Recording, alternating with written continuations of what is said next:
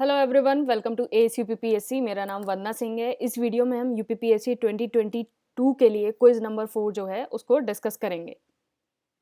ये हमारा test series current affair notes course है, एएस यूपीपीएससी 22 कोर्स। इस नंबर पे आप व्हाट्सएप या टेलीग्राम करके इसको ज्वाइन कर सकते हैं।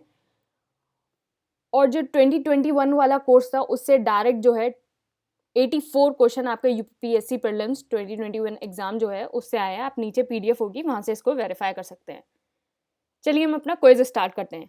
तो पहला हमारा क्वेश्चन है, choose the correct one. The competition commission of India was constituted in 2009। Second, it protect the interest of the consumer and ensure freedom of trade in the market of India. तो इसका जो answer है वो है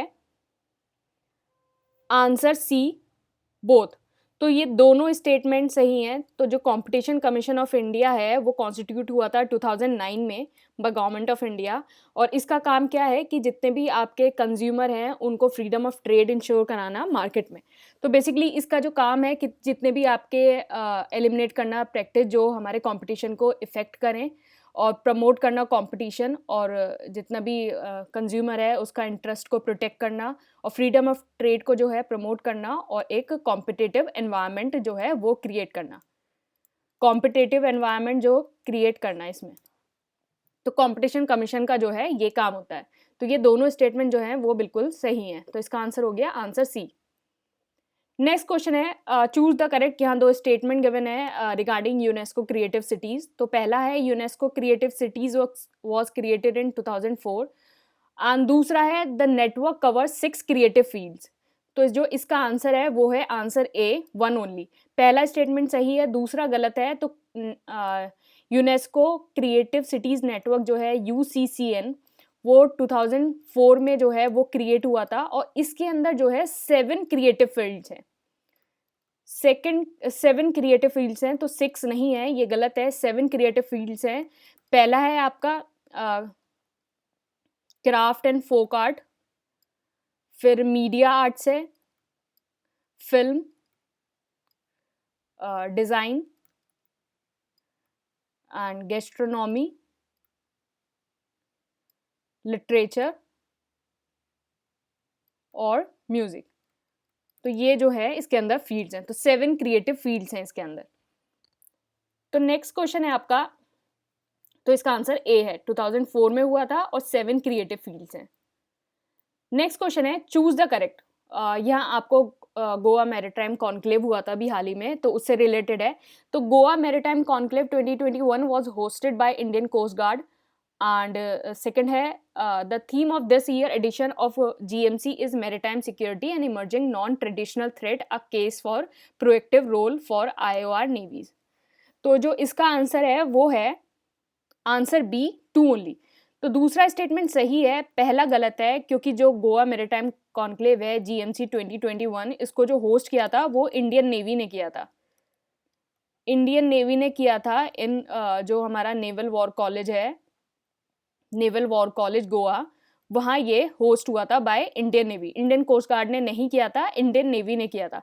बाकी दूसरा statement बिल्कुल सही है। इसकी जो थीम थी वो है maritime security and emerging non traditional threat. तो इसका आंसर हो गया आंसर बी। नेक्स्ट क्वेश्चन है, as per the mid day meal guidelines the children in primary school must be provided with at least. तो मिड डे मील स्कीम के अंदर जो है एक क्राइटेरिया है कि जो प्राइमरी स्कूल है और अपर प्राइमरी स्कूल के जो बच्चे हैं उनको कुछ अमाउंट की कैलोरीज जो है वो प्रोवाइड की जाएगी। तो प्राइमरी स्कूल के लिए वो क्राइटेरिया कितना है? तो इसका आंसर है आंसर डी, 450 कैलोरीज। तो मिड डे मील स्कीम जो है वो आपकी स्टार्ट हुई थी 1995 में as a national programme of nutritional support to primary education, और इसके बाद जो है इसको national programme for mid day meal scheme जो है 2007 में इसको रीनेम्ड कर दिया गया as a mid day meal scheme. और इसके अंदर जो कैलोरी जो प्रिस्क्राइब हुई है पर चाइल्ड पर स्कूल डे वो है प्राइमरी के लिए है 450 कैलोरी पर चाइल्ड पर स्कूल डे। मतलब एक जो इसका आपका स्कूल का दिन होगा तो हर बच्चे को वो 450 कैलोरी मिलेगा, और अपर प्राइमरी में जो है वो 700 कैलोरी मिलेगी। तो अपर प्राइमरी में हर बच्चे को हर स्कूल डे में 700 कैलोरी मिलेंगी और प्राइमरी में जो है 450 कैलोरी मिलेंगी। तो इसका जो आंसर है वो आंसर डी हो गया, 450 कैलोरीज।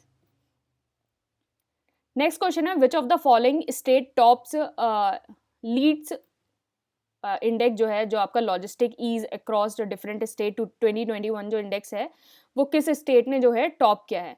तो इसका आंसर है आंसर बी, गुजरात। तो इसको जो है गुजरात ने टॉप किया है। तो लॉजिस्टिक ईज अक्रॉस डिफरेंट जो लीड्स इंडेक्स है वो बेसिकली लॉन्च हुआ था 2018 में, और इसको डेवलप करता है ministry of commerce and industry, ministry of commerce and industry. और बेसिकली ये रैंक करता है state in terms of logistical support to promote good trade. और इसके अंदर जो है टॉप 5 जो स्टेट है वो है, पहला है गुजरात, दूसरा है हरियाणा, एंड फिर पंजाब, फिर तमिलनाडु एंड देन महाराष्ट्र। तो ये जो स्टेट हैं उन्होंने टॉप किया है। तो गुजरात ने जो है इसको टॉप किया है। तो इसका आंसर हो गया आंसर बी, गुजरात। तो इसका आंसर बी हो गया, गुजरात। नेक्स्ट है, the Padma award are conferred on the recommendation made by the Padma award committee which is headed by. तो अभी हाल ही में जो आपने देखा होगा कि अभी पद्मा अवार्ड्स हुए थे, तो उस पद्मा अवार्ड को बेसिकली जो कन्फर्ड होते हैं, एक पद्मा अवार्ड कमेटी बनती है। तो एक पद्मा अवार्ड कमेटी बनती है, वो पद्मा अवार्ड को जो है कन्फर्ड करती है। तो ये कमेटी जो है उसको कौन हेड करता है, पद्मा अवार्ड की कमेटी को? तो इसका जो आंसर है वो है आंसर डी, कैबिनेट सेक्रेटरी। तो कैबिनेट सेक्रेटरी मतलब the senior most IAS officer in the country, वो जो है वो पद्मा अवार्ड कमेटी को जो है हेड करते हैं। तो पद्मा अवार्ड कमेटी जो है, पद्मा अवार्ड है one of the highest civilian award है। ये 1954 में जो इंस्टीट्यूट हुआ था। तो ये बहुत इंपॉर्टेंट है कि पद्मा अवार्ड कब इंस्टीट्यूट हुआ था, तो 1954 में इंस्टीट्यूट हुआ था। तो ये डेट आप याद रख लेना। तो यही सारे जो फैक्ट्स होते हैं ना, तो वो हम एग्जाम में गलती कर देते हैं कि हम इन छोटी छोटी चीज़ों को ध्यान नहीं देते हैं कि क्या ईयर था, और फिर एग्जाम में लगता है यार ये तो बहुत ईजी क्वेश्चन था और गलत हो गया। तो ये सारी चीज़ें जो है, बहुत जो आइकॉनिक चीज़ें हैं उनको याद रखा करो। तो पद्मा अवार्ड जो है 1954 में जो है कॉन्स्टिट्यूट हुआ था, और पद्मा अवार्ड कमेटी जो है कैबिनेट सेक्रेटरी हेड करते हैं, और इनको जो इंक्लूड करता है उसमें होम सेक्रेटरी भी होता है, सेक्रेटरी टू प्रेसिडेंट होता है, और 4 to 6 जो एमिनेंट पर्सन होते हैं वो एज अ मेंबर होते हैं। तो इस बार की जो मुझे लगता है पद्मा अवार्ड कमेटी जो है वो बहुत, मुझे लगता है बहुत रिमार्केबल थी, क्योंकि आपने देखा होगा कि ऐसे ऐसे लोगों को जो है इस बार पद्मा अवार्ड मिला है। बहुत ही मतलब नॉर्मल बैकग्राउंड से लोग आए हैं, थोड़े डिप्राइव सेक्शन से, अनप्रिविलेज सेक्शन से लोग आए हैं, और उनको जो है, लेकिन उन्होंने बहुत रिमार्केबल काम किया है, उनको रिकग्नाइज किया गया है। तो मतलब ऐसा नहीं है कि मतलब सेक्शन बहुत डिप्राइव्ड लोग हैं तो उन्होंने रिमार्केबल काम नहीं किया, रिमार्केबल काम किया है, और उनको उस काम को उनको सराहना दी गई है। तो ऐसे ऐसे लोगों को इस बार जो है सेलेक्ट किया गया है। तो अगर आपने पद्मा अवार्ड सेरेमनी नहीं देखी है इस बार की, तो एक बार आप उसको देखना और फिर आप उसको देखना। तो इस बार जो पद्मा अवार्ड कमेटी है उसको हेड कैबिनेट सेक्रेटरी करते हैं, और उनके अंदर होम सेक्रेटरी होते हैं, प्रेसिडेंट के सेक्रेटरी होते हैं, और 4 to 6 जो है और पर्सन्स होते हैं। और बाद में जो है ये रिकमेंडेशन जो है सबमिट होती है प्राइम मिनिस्टर को, और प्रेसिडेंट ऑफ इंडिया फिर उसका अप्रूवल देता है। तो ये जो है ये पूरा सिनेरियो होता है, और ये फर्स्ट टाइम कॉन्स्टिट्यूट हुआ था 1954 में।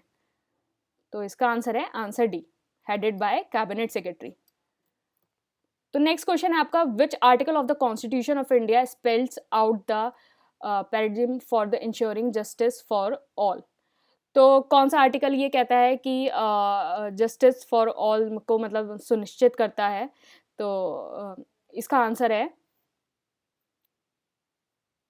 Answer C, article 39A। तो article 39A talks about free legal aid to poor and weaker section of the society and it ensure justice for all. तो ये जो है सबको न्याय सुनिश्चित करता है, और ये जो है फ्री लीगल एड की बात करता है। Free legal aid to weaker section and ensure justice for all. तो इसकी बात करता है ये। और आर्टिकल 38 जो है वो बेसिकली बात करता है promotion of welfare of the people. तो ये वेलफेयर ऑफ द पीपल की बात करता है, और बेसिकली जो आर्टिकल आपका 39 है वो बात करता है livelihood to every person including women, equal pay for equal work. तो बेसिकली इसको जो याद किया जाता है वो याद किया जाता है equal pay for equal work. तो आप जो है ये आर्टिकल जो है ऐसे ही ऐसे 2-2 3-3 4 जो हम क्विज में आर्टिकल देखते रहेंगे तो वहाँ से ही आपको सारे आर्टिकल जो है याद हो जाएंगे। और वैसे ही मैंने एक वीडियो बना रखा है इंपॉर्टेंट आर्टिकल का, तो आप जो है हर संडे या फिर इस टाइप से उस वीडियो को देखते रहो, तो ऐसे ही बार बार चीज़ों को देखोगे तो चीज़ें जो है अच्छे से याद होंगी। तो ये वेलफेयर 38 वेलफेयर के बारे में बात करता है, 39 इक्वल पे के बारे में बात करता है, 39A फ्री लीगल एड के बारे में बात करता है, और 39B जो है वो बेसिकली बात करता है policy toward securing the ownership and the control of the material resources and community and distributed to serve as a common good. तो बेसिकली ये एक तरह से कॉमन गुड के बारे में बात करता है कि मतलब जो मटीरियल रिसोर्सेज हैं वो जो कम्युनिटी है उसके अंदर जो है डिस्ट्रीब्यूट होना चाहिए। तो ये जो है आर्टिकल ये सारे हैं, तो आप इनको एक बार देख लेना। ये मतलब बहुत इंपॉर्टेंट है। आर्टिकल 39 तो बहुत इंपॉर्टेंट है, 39A भी बहुत इंपॉर्टेंट है, फ्री लीगल एड। तो ऐसे ही जो है आपके मैच द फॉलोइंग में इस बार भी आए थे काफ़ी सारे क्वेश्चन आर्टिकल्स के, तो इस टाइप से ही आ जाते हैं। तो ऐसे 3-3 4-4 याद करोगे तो सारे जल्दी से याद हो जाएंगे। तो इसका जो आंसर है वो आंसर सी है। 39A जो बात है free legal aid and ensure justice for all की बात करता है। नेक्स्ट क्वेश्चन है, India is poised to achieve service export of $1 trillion by. तो एक्सपोर्ट टारगेट है इंडिया का $1 ट्रिलियन बाय। तो इसका आंसर है आंसर डी 2030। तो $1 ट्रिलियन जो है एक्सपोर्ट करना है 2030 तक, ये इंडिया का टारगेट है। तो $1 ट्रिलियन बाय 2030। तो इसका आंसर हो गया answer D. Project Sampoorna for malnutrition is implemented in. तो प्रोजेक्ट संपूर्णा जो है जो कुपोषण से लड़ने के लिए जो इम्प्लीमेंट हुआ है वो कौन से स्टेट में इम्प्लीमेंट हुआ है? तो इसका आंसर है आंसर डी आसाम। तो प्रोजेक्ट संपूर्णा जो है बेसिकली आसाम के अंदर इम्प्लीमेंट हुआ है to reduce the child malnutrition.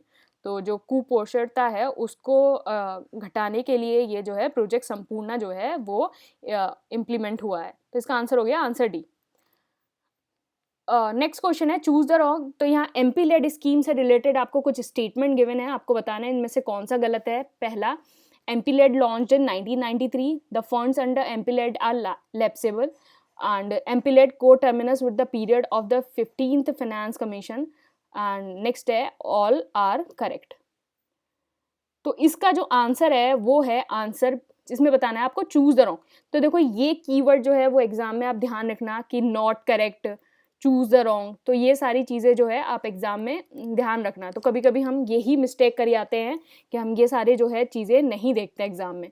तो इसका जो आंसर है वो है आंसर बी, ये गलत है। तो बेसिकली एमपी लेड फंड जो है वो नॉन लैप्सेबल है, नॉन लैप्सेबल।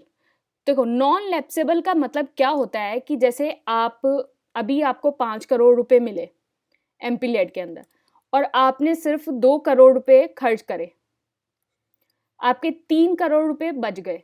तो 3 करोड़ रुपए जो है वो आपके कैरी फॉरवर्ड हो जाएंगे आगे के लिए, कैरी फॉरवर्ड हो जाएंगे आगे के लिए। ये नहीं कि मतलब ये लैप्स हो जाएंगे कि आपने ठीक है आपने जितने का खर्च कर लिए बाकी आपके लैप्स हो जाएंगे, बाकी आपके कैरी फॉरवर्ड नहीं हो सकते हैं। तो ऐसा नहीं है। तो एमपी नॉन लैप्सेबल होता है, मतलब ये जितने पैसे बचते हैं वो आगे वाली टर्म के लिए, आगे वाली ईयर के लिए वो कैरी फॉरवर्ड हो जाते हैं। तो ये एक नॉन लैप्सेबल फंड है। तो एमपी लेड जो है वो बेसिकली लॉन्च हुआ था आपका दिसंबर 1993 में। ये एक सेंट्रल सेक्टर स्कीम है for MPs to recommendation of the work of development nature in their constituency. तो लोकसभा का अलग होता है, राज्यसभा का अलग होता है, इलेक्टेड का अलग होता है, नॉमिनेटेड, मतलब अलग अलग किस किस एरिया का उनका अलग अलग होता है कि कहाँ वो अपना वर्क रिकमेंड कर सकते हैं।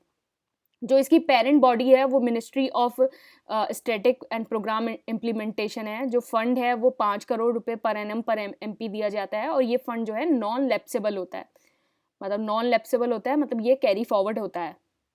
और ये जो फंड है वो बेसिकली रिलीज होता है in the form of the grant in aid directly to the district authorities.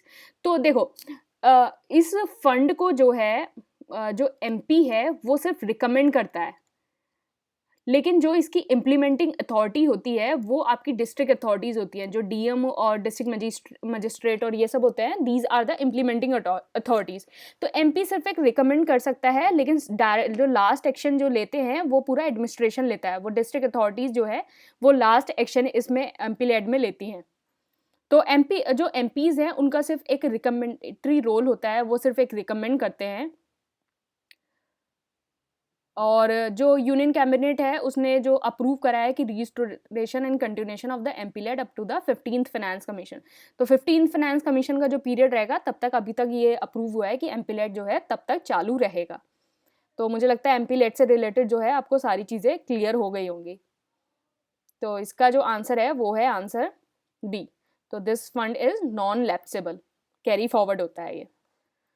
Next question है CCEA, तो cabinet committee of economic affair जो होती है, approved reservation norm for the mandatory use of jute in packing in food grain and sugar respectively.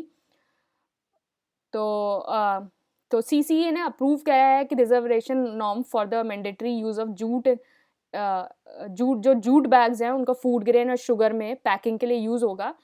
तो इसका जो answer है वो है आंसर डी, 100% एंड 20%। तो फूड ग्रेन्स में जो है जो जूट पैकेजिंग होगी वो 100% होगी, तो 100% जो फूड ग्रेन्स हैं वो 100% जो उनकी पैकेजिंग होगी वो जूट से होगी। और शुगर का जो है वो है 20%। तो शुगर का जो है ये 20% है। तो बेसिकली ये जो मैंडेटरी पैकिंग नॉर्म है ये अप्रूव्ड हुआ है जूट फॉर द ईयर 2021 से 2022। और तो ये जितनी भी ये पैकिंग है फूड ग्रेन की और शुगर की, ये कंपलसरी पैक्ड होगी जूट बैग में, 100% इसकी और 20% इसकी। तो इसका जो आंसर है वो आंसर हो गया डी। नेक्स्ट क्वेश्चन है E Amrit a web portal on electric vehicle hosted by. तो ई अमृत जो वेब पोर्टल है उसको किसने होस्ट किया है? तो इसका जो आंसर है वो है answer C. Answer C, NITI Aayog and UK government jointly. तो बेसिकली क्या हुआ, इंडिया टुडे ने जो है ई अमृत जो वेब पोर्टल है ऑन इलेक्ट्रॉनिक व्हीकल, ये जो आपका COP26 हुआ था ग्लासगो में यूके में, वहाँ इसको लॉन्च किया था। तो ई अमृत जो है एक वन स्टॉप डेस्टिनेशन है for all the information on electric vehicle. जितने भी सारे आपके इलेक्ट्रिक व्हीकल से जितने भी सराउंड में जो मिथ हैं उसको बस्ट करता है कि इलेक्ट्रिक व्हीकल जो है अडॉप्ट करना कितना सेफ़ है, उसका परचेज़, उसका इन्वेस्टमेंट, उसकी अपॉर्चुनिटीज़, सब्सिडीज़, जितनी भी सारी इन्फॉर्मेशन है वो आपको ई अमृत पे मिलेंगी रिगार्डिंग द इलेक्ट्रिक व्हीकल। और इसको जो पोर्टल को डेवलप्ड एंड होस्ट किया है by NITI Aayog under the exchange programme with the UK government as a part of the UK India road map 2020। जो दोनों कंट्रीज़ के जो प्राइम मिनिस्टर हैं उन्होंने साइन किया था। तो इसको लॉन्च किया है इंडिया टुडे ने, और ई अमृत के बारे में बताएगा, सारी इन्फॉर्मेशन देगा इलेक्ट्रिक व्हीकल से रिलेटेड। और इसको डेवलप्ड और होस्ट किया है नीति आयोग ने as a exchange programme with the UK government. तो ई अमृत पोर्टल अगर आपको कभी आ जाए किससे रिलेटेड है, तो जैसे इस बार एक क्वेश्चन आया था PM वानी से रिलेटेड, एक क्वेश्चन आया था कि PM वानी किससे रिलेटेड है। तो इस टाइप के क्वेश्चन आ सकते हैं। जैसे ई अमृत दे दिया, ई अमृत किससे रिलेटेड है, तो ऑप्शन में आपको दे दिया इलेक्ट्रिक व्हीकल, तो आप यहाँ डायरेक्ट अब टिक लगाए लाएंगे कि ई अमृत जो है इलेक्ट्रिक व्हीकल से रिलेटेड है। लॉन्च के बारे में पूछा तो लॉन्च के बारे में बता देना, अगर होस्टेड के बारे में पूछा तो होस्टेड के बारे में। तो ये जो है 2-3 प्रोबेबल क्वेश्चन बन जाते हैं ई अमृत से रिलेटेड। तो इसका जो आंसर है वो आंसर हो गया सी। नेक्स्ट क्वेश्चन है, how many village across India through the network of all India coordinated research project on women in agriculture strengthen the पोषण अभियान। तो कितने जो विलेज हैं across India through the network of AICRP WIA, उन्होंने जो पोषण अभियान को स्ट्रेंथन किया है। तो इसका जो आंसर है, इसका आंसर है आंसर बी 75। तो ये 75 विलेज हैं अक्रॉस इंडिया जो under all India coordinated research project on women in agriculture में आएंगे, जो पोषण अभियान को जो है स्ट्रेंथन करेंगे। मतलब बेसिकली जो आपका अंडर न्यूट्रिशमेंट और जितना माल न्यूट्रिशन से रिलेटेड जो चीज़ें हैं उनको स्ट्रेंथन करेंगे। तो इसका आंसर हो गया आंसर बी 75। नेक्स्ट क्वेश्चन है, which of the following is the 101st member country of the International Solar Alliance। तो 101वां कौन सा मेंबर बना है ISA का, इंटरनेशनल सोलर अलायंस का जो 101वां मेंबर कौन सी कंट्री बनी है? तो इसका आंसर है आंसर सी, यूएसए। तो यूएसए जो है 101st मेंबर है ऑफ आईएसए का फर्स्ट मेंबर है। तो बेसिकली आईएसए जो है एक ट्रीटी है based internal government organisation to create a global market system to tap the benefit of the solar system and promote clean energy. और ये बेसिकली जो आपका फाउंड हुआ था, ये 2015 में फाउंड हुआ था and it is a initiative of the Indian and the France government. India and France government है। और ये आपका पेरिस क्लाइमेट जो हुआ था वहाँ ये एग्रीमेंट जो है साइन हुआ था। तो इसका 101वां जो मेंबर है वो यूएसए बन गया है। तो इसका जो आंसर है आंसर सी। नेक्स्ट क्वेश्चन है defence technology and trade initiative establish between India and which of the following countries. तो इसका जो आंसर है आंसर सी, यूएसए। तो defence technology and trade initiative जो इस्टेब्लिश हुआ है वो इंडिया एंड यूएसए के बीच में इस्टेब्लिश हुआ है। और जो इसका एम है DTI मतलब defence technology and trade initiative का, to bring sustain leadership focus to the bilateral defence trade relationship and create opportunities for the co protection and co development of defence equipment. तो इसका जो काम है कि leadership जो focus करना bilateral defence trade relationship पे, तो डिफेंस ट्रेड रिलेशनशिप पे फोकस करना है इसको, और एक अपॉर्चुनिटी क्रिएट करना for the co protection and co development of defence equipment. तो बेसिकली ये जो है डिफेंस ट्रेड है वो इंडिया यूएसए के बीच में। तो आप यहाँ याद रखना DTI जो है वो किससे रिलेटेड है, आपको कंफ्यूज करने के लिए दे दिया जाएगा European union, UK, Israel, France, China, इस टाइप से कंट्रीज आपको दे दी जाएंगी। तो आप ध्यान रखना DTI जो है वो बेसिकली यूएसए से रिलेटेड है। तो इसका आंसर है आंसर सी। नेक्स्ट क्वेश्चन है 17th edition of the climate change performance index was published by. तो जो आपका क्लाइमेट चेंज परफॉर्मेंस इंडेक्स जो है वो कौन पब्लिश करता है? तो इसका आंसर है आंसर डी, जर्मन वॉच।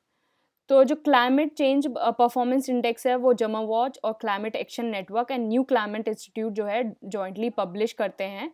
और अभी वाला जो है नवंबर में पब्लिश हुआ है रिसेंट। तो CCPI जो है वो कौन पब्लिश करता है? एक तो जर्मन वॉच हो गया, और फिर उसके बाद आपका हो गया क्लाइमेट एक्शन नेटवर्क और न्यू क्लाइमेट इंस्टीट्यूट। ये तीन लोग मिलके जो है इसको पब्लिश करते हैं। ओके, इसका आंसर हो गया आंसर डी। नेक्स्ट है which of the following country top the climate change performance index. अब हमने ये तो देख लिया कौन इसको पब्लिश करता है, इस बार का जो है किसने टॉप किया है ये देख लेते हैं। तो विच of the following country top the climate change performance index. तो इसका आंसर है आंसर सी, डेनमार्क। तो डेनमार्क ने जो है उसको क्लाइमेट चेंज परफॉर्मेंस इंडेक्स है उसको टॉप किया है। तो आप इसको ऐसे याद रख लेना, जैसे सी है, सी फॉर क्लाइमेट, सी के बाद क्या आता है डी, तो डी फॉर डेनमार्क। तो क्लाइमेट चेंज वाला जो है वो डेनमार्क ने टॉप किया है। तो इसका आंसर हो गया आंसर सी। नेक्स्ट क्वेश्चन है which of the following factor responsible for the pollution of Yamuna river. तो यमुना रिवर की जो प्रदूषण का जो है वो कारण क्या है? तो पहला, sewage treatment plant of Delhi. Second, pollutant discharge from industry. 3, agriculture activities along the bank of the river. 4, the low volume of water flow in the river. तो इसका क्या आंसर है? तो इसका आंसर है आंसर डी, 1, 2, 3, 4, ये सारे इसके रीजन है। तो ये आपका एक मेंस का भी क्वेश्चन बन सकता है कि विच of the following factor responsible for the pollution of Yamuna river. तो मतलब अगर इस टाइप से क्वेश्चन आ जाए तो जितने जो STP प्लांट्स हैं दिल्ली में वो इसका कॉज हैं। इंडस्ट्रीज़ हैं उससे जो पॉल्यूशन डिस्चार्ज होता है वो इसका कॉज है। एग्रीकल्चर एक्टिविटीज़ जितनी अलोंग द बैंक होती हैं वो इसका कॉज है। और बेसिकली जो रिवर है उससे जो है इतना low volume of water flow होता है, तो इसकी वजह से वहाँ जो है जो गंदगी है वो स्टैग्नेंट रहती है और उसको फ्रेश वाटर नहीं मिल पाता। तो इसकी वजह से जो है यमुना का पॉल्यूशन हो रहा है, तो लो वॉल्यूम की वजह से भी। तो STP की वजह से, इंडस्ट्री की वजह से, एग्रीकल्चर की वजह से और लो वॉल्यूम की वजह से जो है वो यमुना में पॉल्यूशन है। तो major cause of contributing to the pollution of Yamuna, जो अनट्रीटेड जो सीवेज है, बिना सीवेज को ट्रीट करके हम उसको ऐसे ही अनट्रीटेड ऐसे ही छोड़ देते हैं। इंडस्ट्री से जो एफ्लुएंट्स निकलते हैं, हम गार्बेज डंपिंग जो करते हैं, ओपन सीवेज ड्रेनेज है, lack of sufficient sewage treatment plants हैं, मतलब हमारे जो एसटीपीज हैं वो लैक में हैं, सॉइल इरोजन की वजह से, जो हम आइडल्स और डेड बॉडीज़ का इमर्शन करते हैं यमुना में डायरेक्टली, तो मतलब जितने भी आपके जो पूजा और ये सब होती है तो हम आइडल्स का इमर्शन कर देते हैं। ये जो आइडल्स हैं वो इको फ्रेंडली नहीं होते हैं, और हमारे हिंदू रिचुअल्स में जो है हम डेड बॉडीज़ का जो इमर्स करते हैं, तो वो सारी चीज़ों की वजह से जो है यमुना जो है वो पॉल्यूटेड है। इन जनरल जो ये यही सारी चीज़ें हैं कि हमारे जो कंट्रीज़ है, जैसे गंगा का भी अगर पॉल्यूशन देखें तो इन जनरल जो है आप ये सारे पॉइंट जो हैं लिख के आ सकते हैं कि एसटीपी का लेक है, इंडस्ट्रीज़ हैं और सीवेज हैं, और ये सारी चीज़ें जो है कॉमन है। तो इसका आंसर हो गया answer D. Next up, which of the following which country army general has been conferred the honorary rank of General of Indian Army? तो इसका जो आंसर है, मतलब किस कंट्री के जो आर्मी चीफ जनरल हैं उनको जो honorary rank of the general of Indian army जो है वो कन्फर्ड हुई है, तो इसका आंसर है आंसर बी, नेपाल। तो basically Nepal army chief general Prabhu Ram Sharma हैं, उनको कन्फर्ड हुआ है honorary rank of general of Indian army by the president Ramnath Kovind. तो बेसिकली तो ये एक तरह का तरीका है इंडिया एंड नेपाल के रिलेशनशिप को एनहांस करने का, तो इसको बोल सकते हैं एक सॉफ्ट डिप्लोमेटिक जो है वो एक्शन है इंडिया का नेपाल के थ्रू। तो ये जो है जो आर्मी जो चीफ जनरल हैं उनको ये रैंक कन्फर्ड हुई है, तो इसका आंसर हो गया आंसर बी। नेक्स्ट है which country top the global drug policy index, तो कौन सी कंट्री जो है ग्लोबल ड्रग पॉलिसी इंडेक्स जो है वो उसको टॉप किया है, तो इसका जो आंसर है आंसर डी, नॉर्वे। तो नॉर्वे ने जो है ग्लोबल ड्रग पॉलिसी इंडेक्स जो है उसको टॉप किया है। तो पहले नंबर पे नॉर्वे है, दूसरे नंबर पे न्यूजीलैंड है, फिर पोर्चुगल है, फिर यूके है एंड देन ऑस्ट्रेलिया। तो ये जो कंट्रीज़ हैं इसमें क्या है, तो बेसिकली टॉप कंट्रीज़ ही आती हैं, और बहुत ही ज़्यादा हुआ तो मैच करने के लिए आ जाएगा या फिर पूछेगा कि मतलब सेकंड पूछ लिया, तो लेकिन ज़्यादातर इन सारी चीज़ों में जो है टॉप कंट्रीज़ आती हैं। लेकिन इस बार एक इंटरेस्टिंग क्वेश्चन आया था, इस बार कॉन्टिनेंट्स पूछ लिए थे कि इस टाइप के इसमें कि कॉन्टिनेंट कौन सा है, ऑस्ट्रेलिया है, यूरोप है, या इस टाइप से है। तो कॉन्टिनेंट्स में ज़्यादातर जो है अगर कुछ पॉजिटिव चीज़ें हैं जैसे क्लाइमेट चेंज हो गया, ड्रग पॉलिसी हो गया, जितने भी अगर पॉजिटिव इंडेक्स हैं, जितने भी पॉजिटिव इंडेक्स हैं उसमें ज़्यादातर जो टॉप करता है वो यूरोपियन कंट्रीज़ ही करती हैं, टॉप करती हैं। और अगर मिलिट्री या डिफेंस आ गया तो फिर उसमें यूएसए हो गया, चाइना हो गया, रशिया हो गया, इस टाइप के जो मिलिट्री या डिफेंस में ये वाली कंट्रीज टॉप करती हैं। लेकिन अगर आप ह्यूमैनिटेरियन पे देखोगे, क्लाइमेट से रिलेटेड देखोगे, तो यहाँ सारी जो है यूरोपियन कंट्रीज ही करती हैं। तो इसका क्वेश्चन यही आया था, कॉन्टिनेंट्स में पूछ लिया था कि कौन से कॉन्टिनेंट को मतलब कौन सी कंट्रीज हैं, तो उसका आंसर यूरोपियन ही था। तो इस टाइप से भी क्वेश्चन जो है वो बना सकते हैं। तो ऑब्वियसली अगर आप थोड़ा जनरल आइडिया अगर चीज़ों का रखोगे तो थोड़ा बहुत दिमाग लगा के ऐसे क्वेश्चन तो अटैम्प्ट करके ही आ सकते हो।